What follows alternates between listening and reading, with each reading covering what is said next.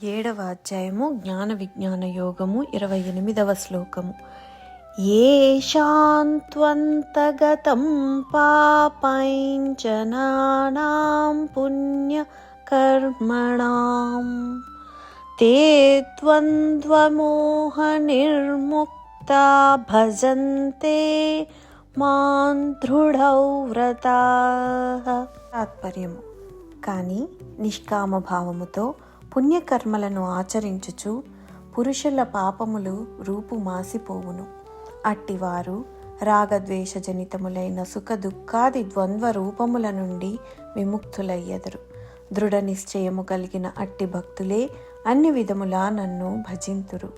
వివరణ: శ్రీ భగవాన్ చెబుతున్నట్టుగా ఎవరైతే ఎటువంటి సంఘర్షణ లేకుండా పుణ్యకార్యాలు చేస్తూ ఉంటారో వారి అంతరంగంలో వచ్చే అనవసరమైన పాపపు ఆలోచనలు తొలగిపోతాయి.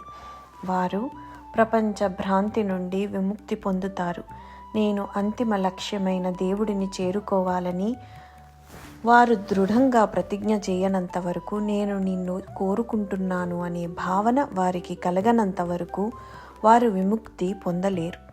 మనస్సు పాపరహితంగా ఉన్నప్పుడే బలమైన భావాలను కలిగి ఉండే శక్తి లభిస్తుంది. మనస్సు పాపరహితంగా ఉండాలంటే మంచి పనులు చేస్తూనే ఉండాలి.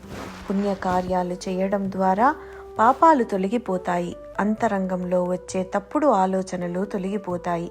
కర్మయోగం మనస్సును శుభ్రపరచడం కోసం, పాపాలను కడగడం కోసం.